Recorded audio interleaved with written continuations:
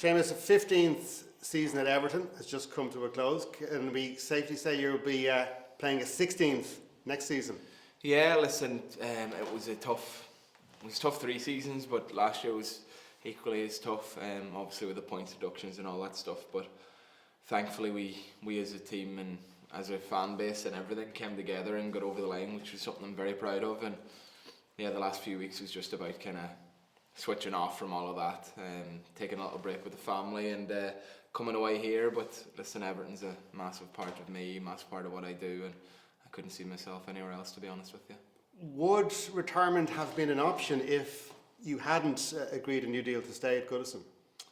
I don't know. Like I often say, until I kind of maybe feel it on the pitch or feel it in the training ground when, you know, I'm playing against top players every day, and, you know, unless I feel like people are going past me and, you know, I'm struggling out there, which I'm not. Listen, my game's adapted, my game's changed. I'm not the flying fullback I was, you know, 7-8 years ago and getting up and down, but my game's adapted in different ways, and sometimes, you know, it's against top wingers and maybe it's just a defensive job you have to do, and as of now I still feel capable and still really enjoy it, and as people tell me, you're a long time retired, so it's tough. It's a tough grind at times, you know, when you care so much about the football club. It's been tough, but no, I feel good, I feel fit, and you know, I had a couple of injuries as well, which maybe takes its toll on the body, but also in a different way, you know, keeps you fresh as well, because you've been out of the game for little periods here and there. So I don't feel, you know, I'm not waking up in the morning shattered or knackered or bones aching and that, so I feel good. You played both friendlies in the March window. You've played alongside John O'Shea many times. What's it like having him as the boss? He's been great, and that's what he is to me now. He's my manager, he's my boss, and that separation was made very quickly between the teammates to now the team to the player and the manager. So listen, I think everyone knows what the manager's about, how he is with you guys, how he is on the training ground has been very impressive, along with Paddy, Glenn and Rennie. They've been really impressive, and listen, I've got nothing to gain by saying that. You know, there's no secret about it. I'm getting older and coming to the end, so I may not be around for too much longer, so by talking John up is no personal gain of mine. It's just I've been really impressed with him around the place. Been really impressed with his preparation, how he is with all the players, senior players and also younger players, and you know, he's been in and around a few football clubs now, and he's been with the underage setups here, so been really impressed with his preparation, how he is with everyone and also his staff. You'll obviously be very aware of the public frustration regarding the successor to Stephen Kenny, the permanent successor. Is that a frustration the players share? I mean, are you guys talking about it when you meet up? Are there WhatsApp groups whenever somebody's mentioned as a possible contender? No WhatsApp groups, none of that. I think how it works when you're away with your clubs and that, you're fully focused on what's going on back there, and then it's not until you come back in here that you fully focus again on what's in here. But I think for us lads now, it's about doing as well as we can and getting a couple of results, because we want to do as well as we possibly can for the manager, because we see how much he cares, you know, we see how much his country means to him, and our focus now is doing as well as we possibly can for him to give him hopefully a chance of getting a job.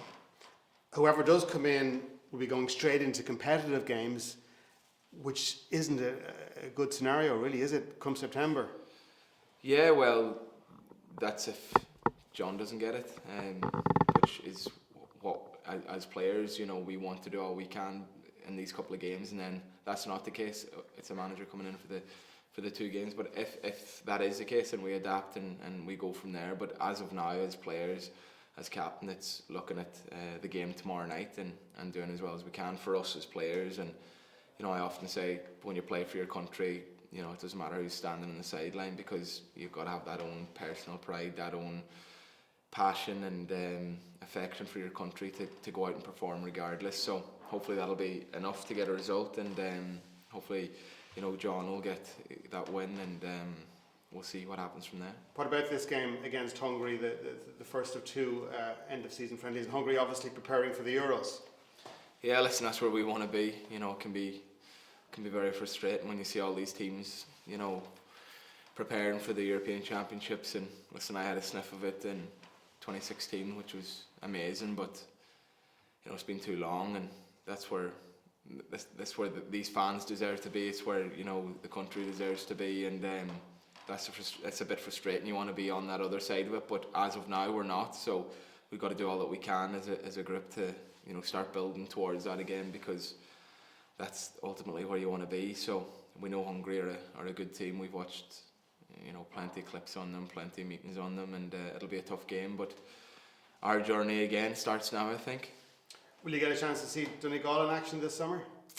I hope so. I've been watching, you know, the game wasn't on the TV against Cork, so I was listening to it on the radio, and it sounded like a very exciting game. It didn't go our way, but it sounded like a very exciting game. But listen, there's a great buzz back home with Jim coming back and, you know, winning Ulster straight away. So it would be great to get to watch them. It just all depends on schedules, of course. And what do you think? I mean, as you said, there is a real buzz. How far do you think Donegal maybe could go this year? I think, you know, I would never rule anything out with Jim McGuinness. He's that infectious, he's that, you know, passionate, he's that hard working, and listen, he can do no wrong with us in Donegal. But I think, you know, if you take a step outside of that, let's not forget this is his first year back in, and he's won Ulster already, so that's a massive achievement. And, you know, the competition out there is very strong. Dublin have been strong for so long, and listen, they got Clare next, and we'll go from there, I suppose. But I'm sure they'll have a belief within their group of how far they can go. That's not for me to say, but we're enjoying it again.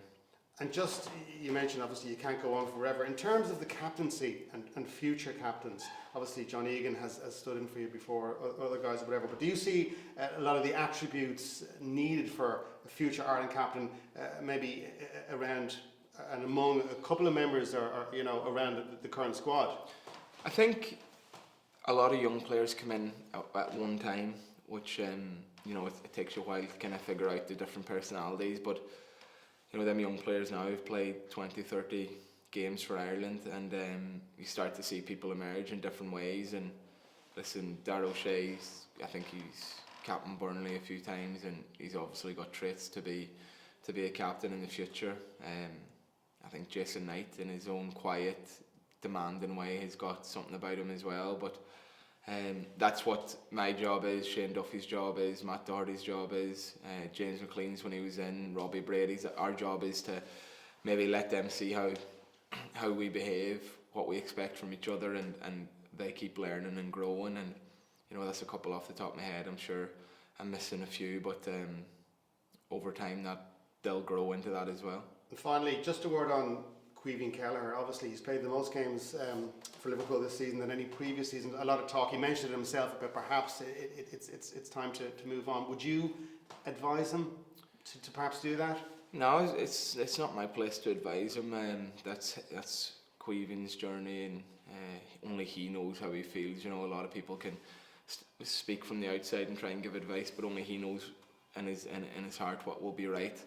What I can say about Caoimhin is, firstly, he's an unbelievable guy, really, really nice fella around the place, very humble, very modest, and listen, he's a top-class goalkeeper, and when he played this season, he's shown how good he was, and you know, that's a decision for him that he will have to make. You know, he's maybe an injury or a lack of form away from being the number one at Liverpool, or he goes out and he's number one somewhere else, but that's for Caoimhin to decide, and he's mature enough and sensible enough to make the right decision on that.